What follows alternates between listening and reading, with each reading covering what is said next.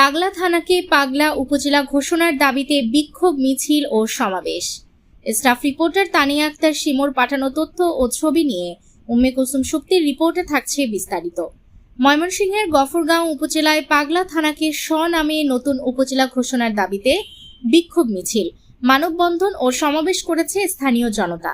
রবিবার 12 এপ্রিল বিকাল 5টার দিকে পাগলা থানার গেটের সামনে থেকে মিছিলটি শুরু হয়ে প্রধান সড়ক প্রদক্ষিণ শেষে একই স্থানে এসে সমাবেশের মাধ্যমে শেষ হয়।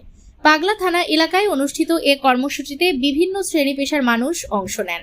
পাগলা থানা যে নামে উপজেলা হবে সেই নামে এ স্লোগানকে সামনে রেখে তারা দ্রুত পাগলা উপজেলা ঘোষণার দাবি জানান।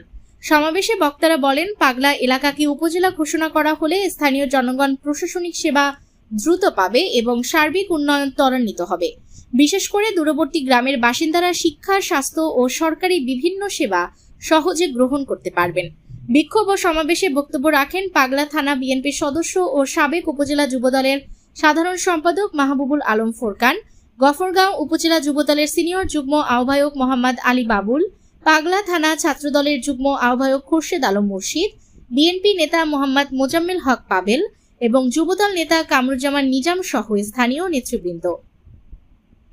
বক্তারা আরও জানান, দীর্ঘদিন ধরে পাগলা থানাকে উপজেলা করার দাবি জানিয়ে আসছেন এলাকাবাসী।